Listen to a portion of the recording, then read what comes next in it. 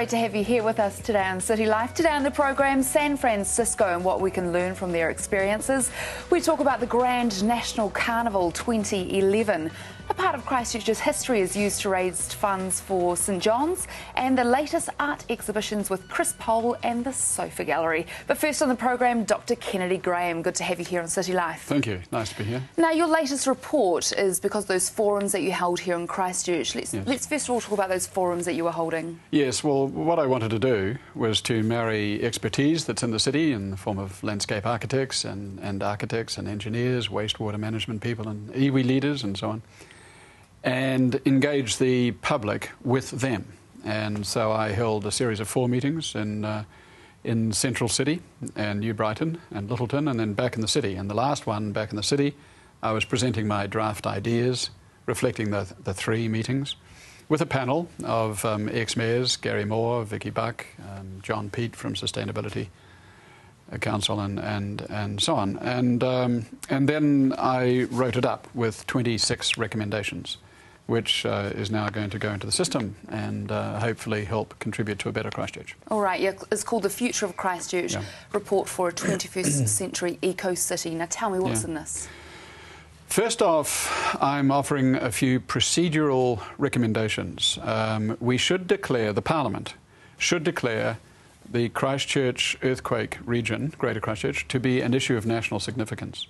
That will give it a greater status. Beyond civil defence emergency, which goes from February to April 10, I think, then that's it, and we're back to business as usual. And we need to continue for the next few years to regard Christchurch as an issue of national significance. That will have ramifications for funding, for political attention, for expertise from around the country and so on. We need the heightened public-private sector coordination. We need heightened cross-party parliamentary cooperation with more restraint, less partisanship, and so on. Those are the procedural. But the substance of the report is the vision of a future Christchurch, and that's most of the recommendations. And in a sense, there are 4 themes I propose: resilience and sustainability and harmony, both environmental and social, and beauty, architectural beauty. And the recommendations apply to those. Okay. How do you think we're going to get there? I think we'll get there. I think it's going to be a long haul. It's painful already. This is the hard. We're in the winter of our discontent. This is the hardest time. Post June 30, and it's cold, and people are suffering. There's no doubt. But we're stoic. We're resilient, and we will prove to be sustainable. We'll get there. It'll take years. But I foresee. I mean, I'm looking at that photograph now of Christchurch and how beautiful it was. I foresee recapturing that beauty, but along sustainable lines, reflecting 21st century values and technology. Sustainability is what it's all about, and it's mainly about green spaces, green star rating in our homes and our buildings, solar, wastewater management better than it has been in the past. These are the ideas from the experts that have come through, but they have resonated with the people. There's no question about that.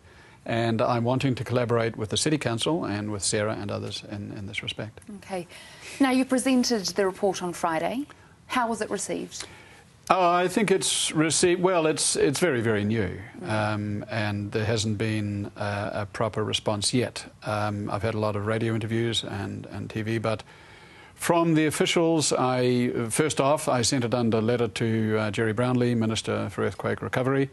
I'm trying to work collaboratively with him and with Roger Sutton, the senior official, chief executive of Sarah. And I'm having met with the City Council officials through the preparation of the report. I want to hand it over to them because, as you know, the City Council is the one that's developing the city plan within 9 months. It's coming out quite soon, and that's the period of consultation. And I want my report to be part of that consultation process. Okay. So your vision, it's a vision for Christchurch. Yeah. Why do you want it to be eco-friendly? We've got an opportunity. A crisis is an opportunity. It's so hard to refashion a city that's in full flight. Wellington, Auckland, you name it.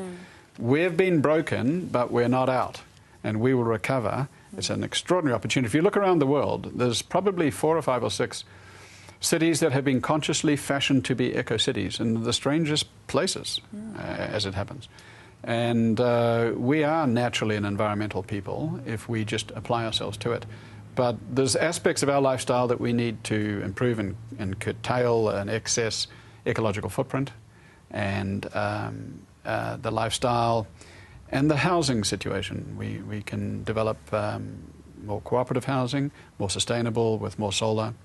And as I say, above all, green spaces, not just out there in the countryside, but inside the city. And this whole notion of greening the red zone comes through very strongly in my report. Okay.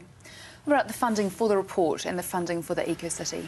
Well, the Green Party has for some time advocated a nationwide levy, earthquake levy, and the government hasn't adopted it yet. They say that it would constrain economic growth, which we tend to differ. We think it would be a fair and equitable approach to funding. The figures are massive. $10 to $20 billion rebuild, $5 billion official money through SERA, and so on. As you know, the council has already increased a particular levy and the rates, but so that the next generation doesn't carry the burden of this. Well, if it's good enough for the city to do that, it's good enough for the nation to do it. Rather than dumping, as the current situation is with the government policy, we'll be deferring the cost, primarily the cost of Christchurch, onto future generations throughout the nation. An earthquake levy, which doesn't break the bank of individual households, 50 cents a week for lower income, $2.50 a week for senior and higher income, is not going to break the bank, but it would stop our children saying that we dumped it on them. All right. So we'll get there. Now, this report has come out of forums, the four forums. Correct. Are you thinking about holding some more of these? Yes, I may. This was the immediate response to February 22, and the forums were held between April and June, and it's taken me a month to produce a report. As I say, I'm giving it to the City Council now. They're coming out with their report. I think they're going to have a consultation period through September. I would like this to be very much a part of the consultation process and a dialogue with the City Council, and I would like to think that I can hold... It's a work in progress. It's not the last word on the subject, but I think it will give the green vision of a future Christchurch, and I know from not only my 4 forums, but from the Expo that Christchurch City Council held and other meetings, TEDx and others, the people are speaking, if they're speaking with one voice, they're speaking with one voice on one thing. They want the greening of the city. They want green spaces. They want a good lifestyle, want accessibility to cyclists and pedestrians and malls and so on. We want an easier lifestyle that's more harmonious, more pleasant, more sustainable. Okay, I know you need to go and catch a plane to meet Roger Sutton. That's correct. Because you couldn't meet here on Friday. Yes. Now, what will you be saying when you present this to Roger? Pretty much along those lines, that we in the Green Party want to collaborate with both SERA and the City Council in a constructive spirit, in a non-partisan spirit, and offer our views as to how it should be. We will be beckoning the future in this report and challenging the officials and the government and the Minister and the Prime Minister to be up to it. That's the message. Here's the green vision. Let's get there. All right, Dr. Kennedy Graham, thanks for coming on the programme. Thank you very much. After the break, we catch up with Nicky Wagner.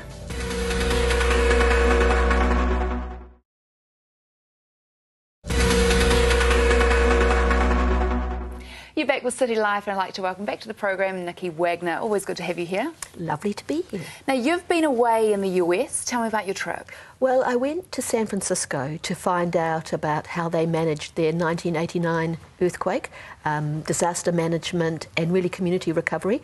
And I built on the trips that the council has made from Christchurch and also Peter Townsend with the Chamber of Commerce. So it was fantastic to be able to talk to people and ask them some really in-depth questions. OK, let's look at the difference, because there were those 5 councillors that went along with a business delegation. And so what did they find out compared to what you went over there to find out? Well, I think the advantage that I had was that I came with all that information under my belt. I read their reports and I read Peter's report, and so I started off with a different base. I didn't have to learn about it. And really, I think 3 major points came out, and they'd probably echo those as well. The first is the importance of confidence. We've got to have confidence to reinvest in our country, in our city, and to make it happen. The second is really that we've got to understand that it's a really long, hard journey, and we've already felt that already. But they're quite philosophical about it. I was told that we have to make haste slowly, and that good things take a length of time. And the reassuring thing about their comments was that every community that I visited said that even though the road was long and hard, they had a better, stronger and safer community out the other end. So that was very reassuring to me. They also talked about collaboration and the fact that we do have to work together, that it's too big an issue for anybody to take it by the horns and run with it. We've got to work together to make sure that we deliver something that's good for all the people of Christchurch and for the visitors, of course. And finally, I think I felt really positive because we had a couple of real advantages over San Francisco and the US. The first is our insurance. About 99% of New Zealanders are insured, both residentially and commercially, whereas in the United States it's only about 15%. And when we went to Santa Cruz, which their main street was basically demolished, only 2 out of their commercial buildings of 34 had insurance. So that's one of the reasons it took so long, because they had to get creative financial packages together, whereas in New Zealand we have got our insurance. There may be a bit of a gap, but we've also got the support of the government. The other issue that came out of it was that whole nationwide support was really important. I looked at what happened at Katrina in New Orleans, and they just didn't get the support of the people beyond their community, and we've certainly got that. The Prime Minister's absolutely committed to the rebuild, and they've put $8.8 billion towards it. So, you know, I felt really reassured, first of all, by the fact that everybody said they came out better in the end, and secondly, because we've really got the finance behind us that they didn't have. What are you going to do with all this information that you learnt over there? Well, I'm putting together a report that I'll be sharing with Jerry Brownlee and the Prime Minister, and I'm just talking around. I'm happy to go and talk to groups and just sort of share what I found out. It is important information, and I think it's really positive and reassuring. And I think there's a really strong feeling in Christchurch that we've been through such a dreadful time. We've paid such a big price that we've really got to get this right, and we've really got to produce something spectacular, and I'm absolutely sure we will. So tell me about the people that you met over there. Well, the highlight was meeting Art Agnos, who was the mayor of San Francisco in 1989. And he spent a day with us and drove us all the way around San Francisco and showed us what happened, where the damage was, and talked about the decisions he had to make. And the thing that's really tough about this is that you have to make hard decisions. The hardest decision he had to make was to demolish a big freeway which went around the front of San Francisco between the city and the water. Now, it was really big. It was a 2-storied one, and it really blocked off the water from the city.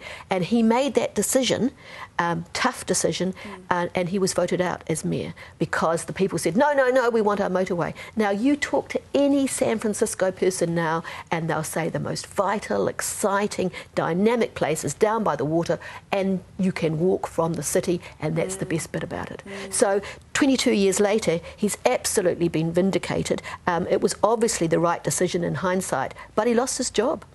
But he's a great guy. He just said, I wouldn't change my decision in a heartbeat. And he's so proud of what's down there. And that's what we can do. We can revitalise our city so it is dynamic, it is vital. It brings the people together from local areas, but also tourists. Okay. With everything that you learnt over there, what is the thing that has stuck with you the most? I think working together to make our city more people-friendly. I think we need to bring more people into our city. You know, there's a lot of people that are going to be unhoused. They're moving out of the red zones, and I'd like them to consider moving into the city. I live in the centre city myself. I think it's a fabulous place to live. You're connected with everybody else. It's close to the amenities. At the moment it's a little bit disappointing, but I see the future, and I think a lot more people might consider moving into the city if we can build housing that is dense but still maintains the quality of life of a suburb. And that was one of the questions that I kept asking all the way through. Anybody I spoke to, how do we make our cities a little bit denser so that they can be close together, so people can walk and don't need to have to get their cars out too often, but still maintain the quality of life that New Zealanders want? You know, a little bit of privacy, maybe have an animal, enough storage, put your car somewhere, and that I think is the big challenge. Okay, when's your report due? Oh, I'm writing it at the moment. Okay. So probably the next 2 or 3 weeks, I'll send you a copy. Okay, thank you. Right, what else have you been up to? I hear you've been to the rugby. Oh, yes. Well, I went to the rugby in Eden Park on Saturday night, and I'm a rugby fan, but I probably would never go. But I'm the chair of the Love New Zealand campaign, which is about recycling when you're outside, when you're at events or in the public places, because New Zealanders are really good at recycling in the home. About sort of 98% of homes have recycling and they put their stuff out in their bins. So they're good at that. But only about 18% of the waste is recycled when you're out, when you're in events and things like that. So we've got this fantastic campaign, which is really centred on the Rugby World Cup. Government has got together with the Waste Minimisation Fund, local government has got added to it, and then business has got together.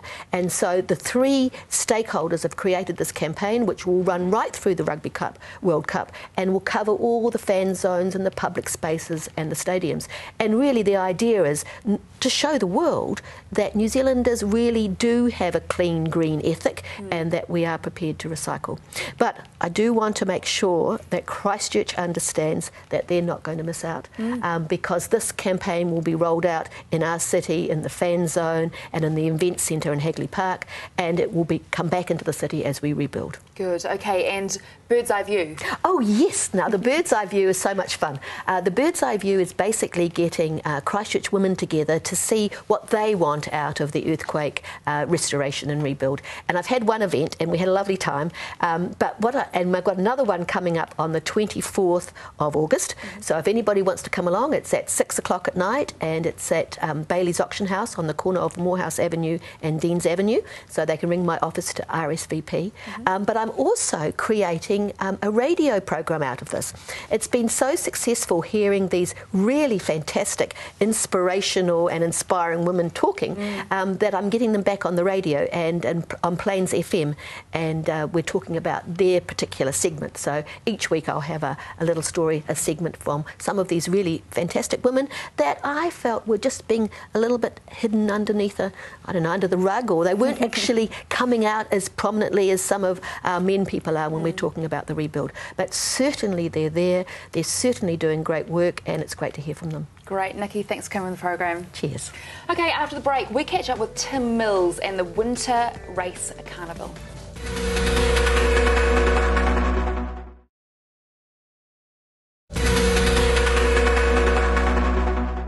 You're back with City Life, and I'd like to introduce Tim Mills from Riccarton Park Racecourse. Good to have you here. Delighted to be here, Kaneda. Now, this is a big event for Riccarton Racecourse. In fact, one of New Zealand's biggest events at the moment. Tell me what's going on. Well, it's what we call Grand National Week. It's Canterbury Jockey Club's second biggest racing event of the year after, of course, Cup and Show Week. And it's the pinnacle of the winter racing. It's one of the few 3-day carnivals left in New Zealand racing during the winter months. So as such, we run the FMG Grand National Steeplechase, which is New Zealand's second biggest steeplechase race. We run the Hands Grand National Hurdles, which is New Zealand's second biggest hurdle race. And on the first day, which was Saturday, we ran the Aussie Browns Pharmacies Winter Cup, which is New Zealand's biggest winter race. So it's an important race meet, and as such we have horses that come from Ruakaka in the north to Ascot Park at Invercargill in the south, all come here to Christchurch. Wow, busy times. Yeah, it's great. You know, it's and given that we haven't had many major events in Christchurch this year, being able to put something on that we can show the whole country that we're up and running, and people are coming to Christchurch to take part. They spend money when they get here. Racing people are great advocates of the busman's holiday. When they're here, they like to play up, they like to eat, they like to drink, they like to go out. So you know, it's good for the city as well. Good. Now, how was Saturday? It was pretty good, really. We had a very good crowd. We sold all our private suites on our third level, which I thought was a good vote of confidence as well. We had a good walk-up crowd. The weather, we are always at the mercy of the weather gods. It was a beautiful day late in the afternoon, as everyone knows. So yeah, we had a good crowd, good turnout. Our betting figures were good, and yeah, it was a good race. The racing, the main thing though is the racing. The horses, we had good, strong, competitive racing, good finishes. Yeah, tremendous opening day for the 3-day carnival. Any surprises with the winners? Probably not really. No, yeah, probably the big race, Super Turf, was a bit of an outsider. There were more favoured runners than him in the Aussie Browns Pharmacies Winter Cup.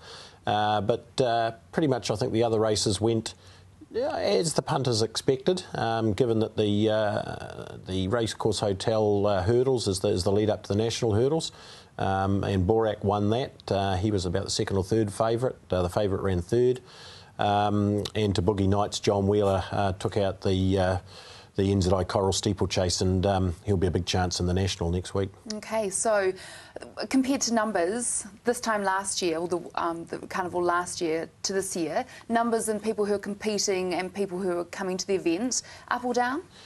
Very much the same. You know, we were nervous going into it that perhaps people might have just taken a look at Christchurch at the Grand National Carnival, you know, whereas thinking that we'll make up our mind, have a look, then come for Cup and Show Week. We're absolutely delighted. Our core visitors, which are the trainers, the jockeys, the owners, they've all come in the same numbers as any other year. Okay. Just to give you an idea, we have a facility we call the Visitors Stables at Riccarton Park. In simple terms, it's a horse motel. We have about 80 or 90 boxes there that we accommodate the horses that have travelled from all around New Zealand. You know, they're full. They were full last year. So the numbers of visitors, and that's the key to it, you know, that they're prepared to come here, and from our point of view, that's tremendous. Any idea of how many people from outside of Christchurch have visited? No, a bit hard to get that, you know, at this early stage. You know, probably at the end of the week we'll be able to analyse that a little bit better. Okay. You're just hard to put exact numbers on it, but we can get an exact number from the horses, and the visiting horses are the same. So, you know, that would suggest, as I said before, that people are happy to come. How's the racing industry been impacted by the earthquakes? Our betting figures in Christchurch are down slightly more than the national average, which is probably reflective of what we read and hear, that that spending in Christchurch generally is down. Our ownership base, anecdotally, we've had some trainers who've sort of informed us that owners whose businesses have been affected have perhaps cut back on their horse racing activities, and that in itself is probably expected. Similarly, we've had people whose businesses have gone well as a result of the change of dynamics, who are happy to keep their horses and are looking for other ones. So it's probably a bit of a revolving feast at the moment, that there's some swings and some roundabouts, and again, when people have horses, for instance, it's probably a 2 or 3 year participation. So it'll be when that horse finishes, do they reinvest in another one? So, you know, ask me the question in a year's time, we might have a different opinion. Okay. Wednesday, what can we look forward to? Yeah, good day Wednesday.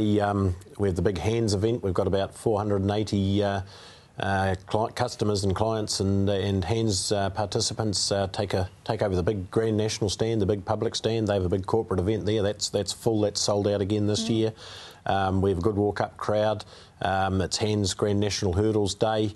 All the publicans sponsor all the support races, and it's a day it's about our fifth biggest day of the year in terms of on-course attendance and betting. So, you know, we're quietly confident that that'll be matched again this year. Okay, and Saturday, the big day with fashion. Yeah, Winter Fashions, Grand National Day. It's a tremendous race, sponsored by FMG, and you know, they again a rural-based connection with jumping horses, and the jumping side of the racing game has long been steeped in the rural activity. The rural people come to town. They do get dressed up. Probably the warmer fashions, I suggest, than perhaps what we see at Cup time, where there's a lot more skin exposed, if I can put it that way. But it's a great day. The steeplechase race itself is 5,600 metres. They jump 22 fences. To my way of thinking, the jumps riders are the bravest sports people in New Zealand. Men and women compete equally together. The horse is the dominant factor. And it's a tremendously exciting race. Last year, Mark Olligan quineled it with a horse called Counterpunch. In a thrilling finish, beat the stablemate You're the Man. Counterpunch is here to defend his title again. He went a good race on the first day. To Boogie Nights, the first day winner, is going to be probably the favourite in the race.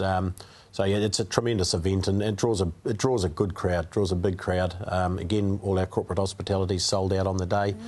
So yeah, fingers crossed, we're looking forward to a pretty good day. So we can still turn up and get tickets on the door? Exactly. There's a walk-up crowd. and the facilities are good. You can get a nice meal in the Balmerino room for people that want to have a day out. Even if it's a day like Saturday where it was nice and fine, we had plenty of people with cars and picnics and that out as well. So, yeah, definitely a walk-up crowd, and right till the day you can still just walk up and buy your ticket at the gate. Excellent. Tim, really good to have you on the program. Oh, look, it's a pleasure. Okay. Yeah. We'll be back after this break.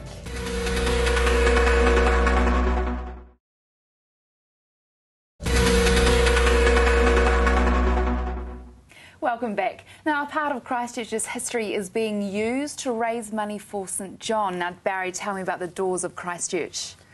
Well, that's them, and there's a whole lot of them are no longer around because of, obviously, the earthquakes. So I did this poster quite some years ago, and after the, February earthquake, I checked with Caxton Press, who'd done the original, and I was told that the plates had been destroyed. That was a wee bit of a bummer. So I hunted around and I found an original that I still had, and with the magic of graphics today, I was able to resurrect it. And a friend of mine, we said, well, we should do a big one, which is the one we've got on Trade Me, and donate some of the money to St John. We talked about who we should give it the money to, and we thought St John are sort of everywhere throughout New Zealand. So, and I had heard through the grapevine that they were struggling. Obviously, anybody's grateful for getting some money, but well, St John were the ones that we picked on, and that's who we're going to give half the proceeds to. It's a great idea.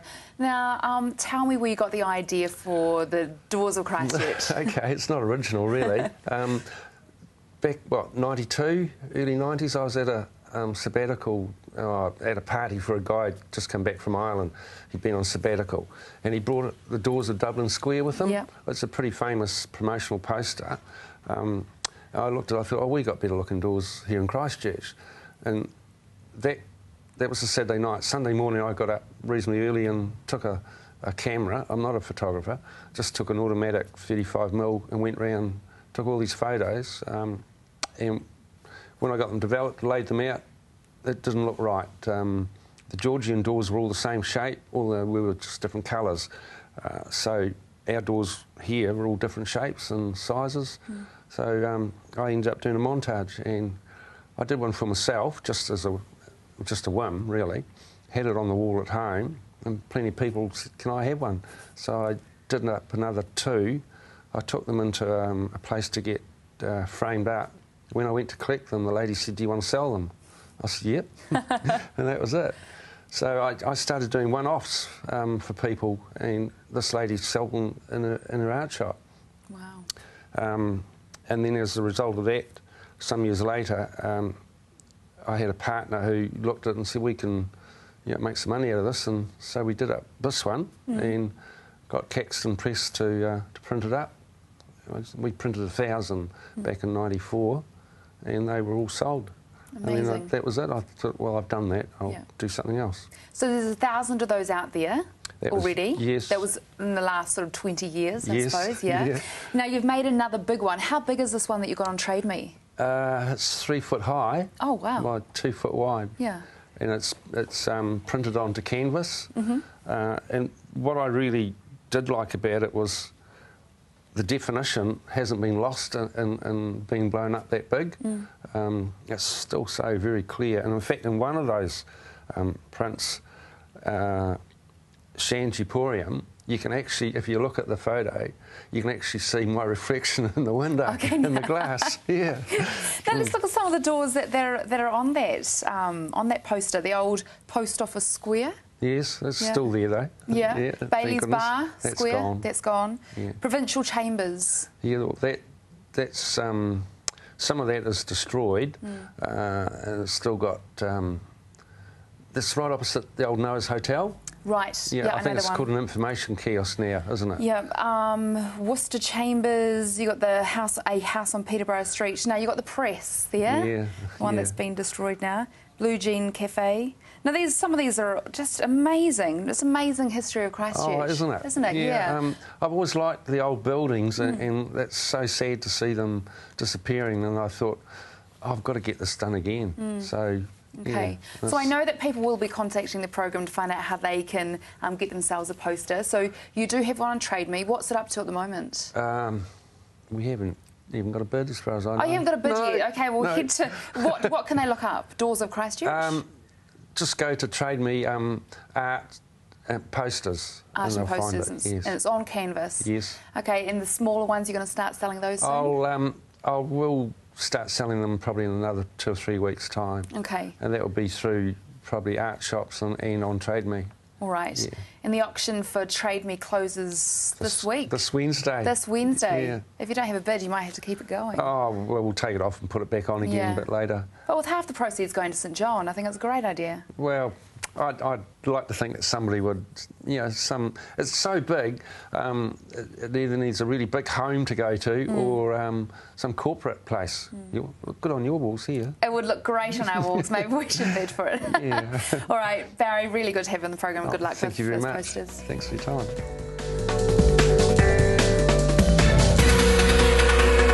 Now, we've all seen how damaged our roads are at the moment because of the earthquakes.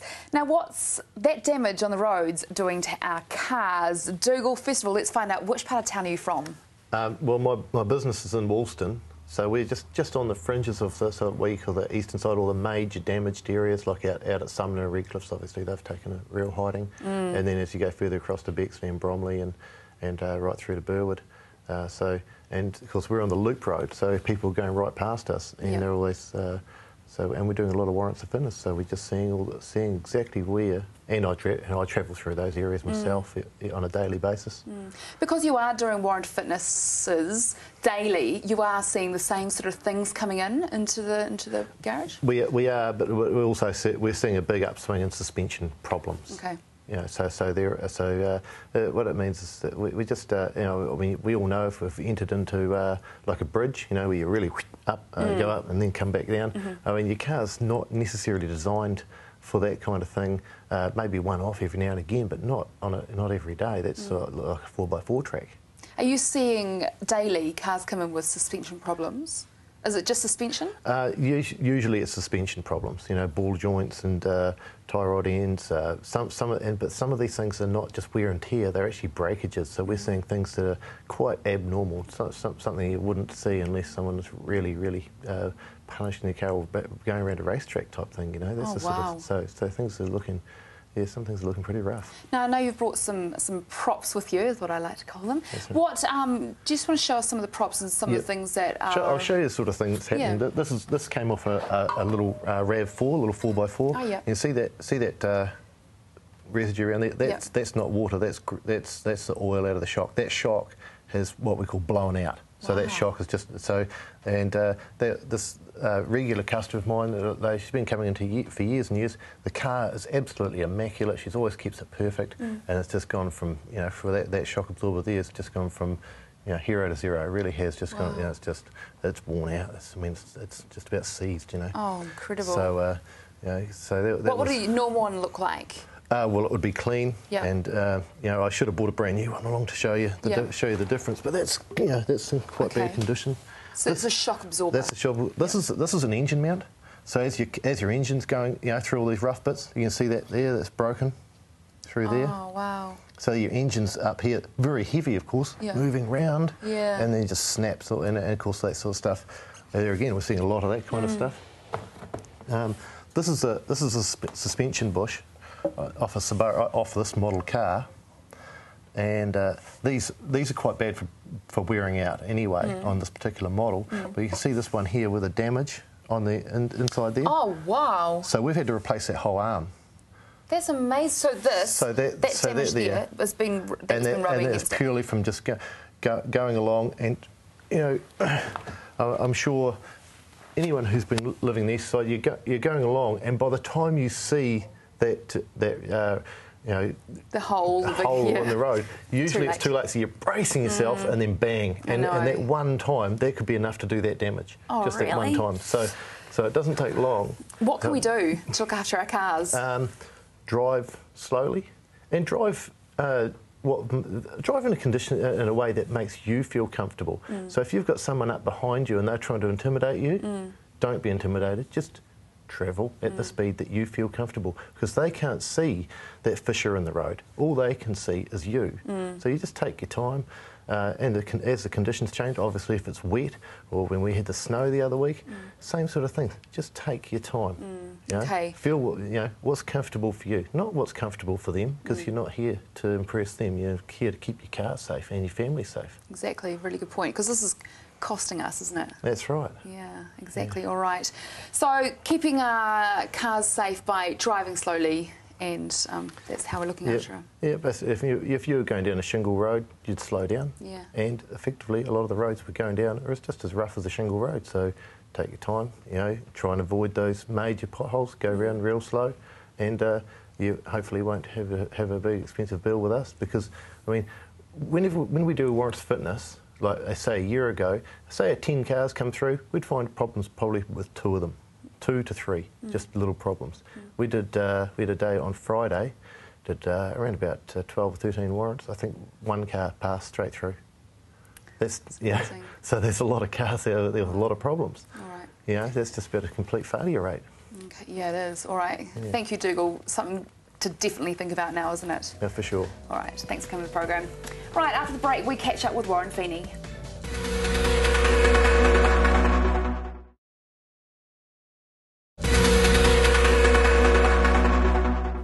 You're back with City Life. Now, finally on the program, Warren Feeney. Good to have you here. Hi, Kanita. Now, we missed you last week. How was Auckland? It was really busy. I was at the Auckland Art Fair and on for 4 days. It was, there were hundreds of people there and 41 galleries, and it did have a real sense of a real buzz about it, and certainly the galleries were very, very busy.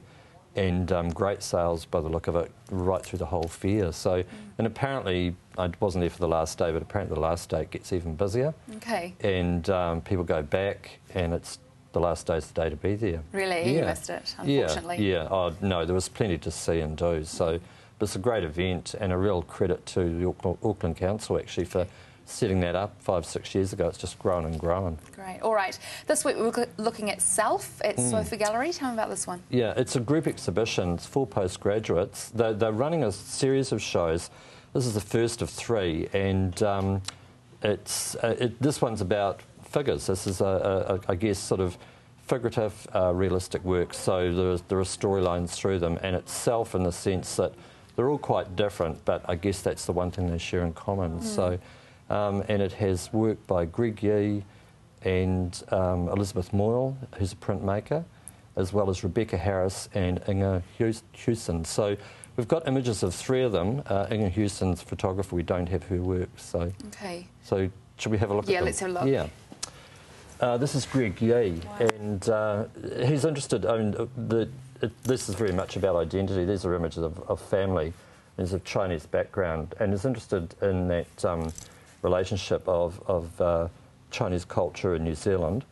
And also, a lot of these works are done on mirrors, so the notion of the image reflecting back at you and seeing yourself in them too. Oh, so it's a mirror, not a plate? It's a mirror, yeah, with the image on it. And it's kind of quite disconcerting. I saw his work. He's in the sculpture department, but saw some of his work, and to be looking at the works and then taking it in. He's sort of interested in the notion that how he perceives himself and his Chinese background is not the way in which it's received and perceived by others in New Zealand, and looking at that in a bigger picture, in the way in which I guess everyone has that aspect of their identity. So, yeah, this is the second image, and again, the use of mirrors through them. And also, he uses kind of found furniture and objects, and sets up sort of little temporary domestic rooms, if you like, in the gallery space.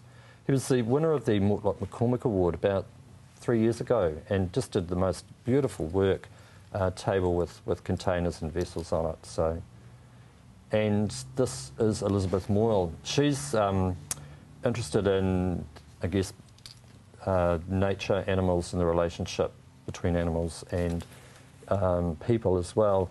And these are large prints. And I think this is a stag or a deer's head, and very, very abstracted. But I guess it's kind of, there's something sort of anthropomorphic about them. They kind of become a little bit like people as well. There's another image. This is actually a drawing for a print that she developed later of I think a dead lamb. Quite beautiful line in that work, actually, like the sense of volume of the figure. But they're not always easy images, they're quite uncomfortable as well. And this is Rebecca Harris. And she's interesting. She's a graduate from CPIT who's now doing masters, and she actually has worked in ceramics and also in paint. And she's interested in kind of a surrealism, I guess, and Dali and those kinds of things, a sort of, you know, figurative reality, but also very unreal and otherworldly. Yeah, so, and this is another work by his second work. And again, very, very much surreal landscape. So the exhibition's running until the end of the week, and then again next week there'll be 3, 4 other graduates or postgrads grouped together for the second thematic show. All right, so that's Self, and that's at Sofa Gallery out at the School of Fine Arts, yeah, off Clyde Road. So okay, that's until Friday. Yeah.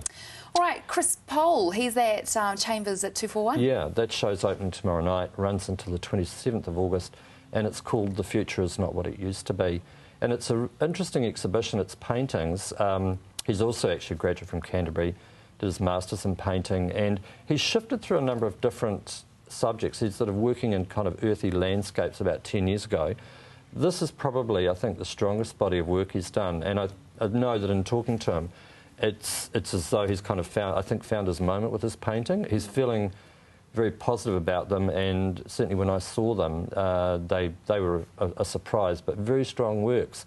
They're cityscapes, landscapes. He was in Europe a couple of years ago, so a lot of them are based on those travels, but they have words in them. And on one level, they're very realistic, but they're also actually quite unreal, and like there are no people in them. Actually, we'll have a look at them because you can see the words kind of, so Crooked River, and the titles of the works are actually and the words across them. So on one level you look at them and they're very impressive pieces of painting, great and highly detailed, but in general most of them, the foreground, the middle ground and the background are all treated with the same care and attention to detail.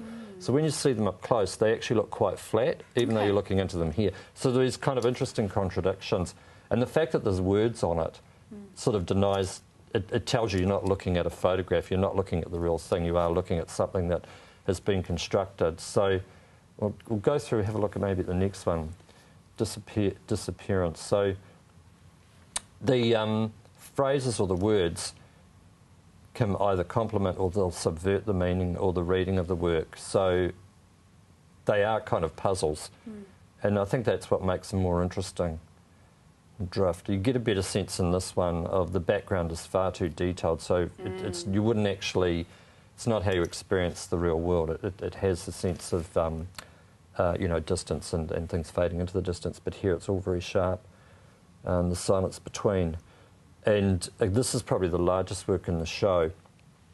One of the people that he was interested in is Edward Hopper, the American painter who tends to do very kind of melancholic and quite beautiful works, but they always look quite lonely and quite sad. And there is a silence in these works as well, and in a way that's really interesting and puzzling.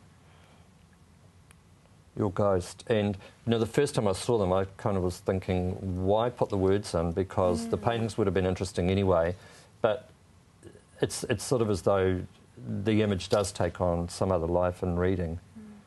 And Overview. Where has he got the ideas from? Has he, because that first one looked like New Zealand. Yeah. Looks like he's gone out travelling.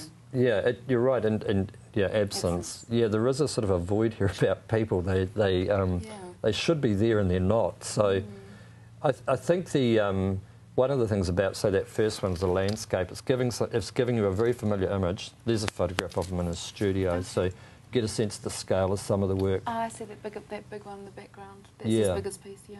Yeah, so yeah, you're looking at something that you think you know and is very familiar, but of course, the longer you look at them, the more puzzling they are, and the more, in fact, you realise that the perspectives are kind of slightly wrong and askew, and then the words are sort of in the way. So they're sort of haunting images. I mean, I've gone back to them a number of times and really enjoy them, and I think it's an excellent exhibition, really strong show. All right, that's Chris Pole, Chambers at 241, 241 Morehouse Ave. Morehouse Ave. Yeah. Great, and how's the gallery going? it's going really well. I've had great numbers through. I mentioned the opening was a big evening, and it's been. People have continued. They're really pleased that it's open, and we've had lots of people coming through. It's open Wednesday through to Saturday, so it's been flat out pretty much most days. What's it like in Christchurch at the moment? What's the art scene like? It's really strong. I think it's interesting, talk to people about this, and in fact, I mean, we've been reviewing sort of up to two shows every week since this started, and if you think about the circumstances, artists are continuing to make work, and they are continuing to find places to exhibit, even though it's been difficult. I think that the quality of work coming through is as good as it has been in past years. It's as interesting, and there's as much out there in some ways, even though the Christchurch Gallery is closed. A number of the dealer galleries are down. They've found other places to exhibit, and I think if you're coming here and you're wanting to see some good art, then there's plenty of it out there, and it's been made visible. So no, it's excellent. And of course, CC magazine is out this week, so it'll show all the gallery listings for the next month, and that's been interesting too, because over the last 2 or 3 months, that's become fuller and fuller as more and more takes place. And it's all of such good quality. Yeah. Definitely. All right. Warren, good to have you here. We'll see you next week. Thanks. That is City Life for today. You can watch episodes of City Life. Just go to ctv.co.nz and find the big YouTube logo. Click on that and you'll find all the City Life episodes there. We're also on Facebook, CTV City Life. Now, is there anybody you would like to hear from on City Life? Let us know. Give me a call, Canetta. Actually, no, email me, canetta@ctv.co.nz. Call us 3777 033, or you can write to us, PO Box 1100 Christchurch. Thanks for watching, and we'll see you tomorrow.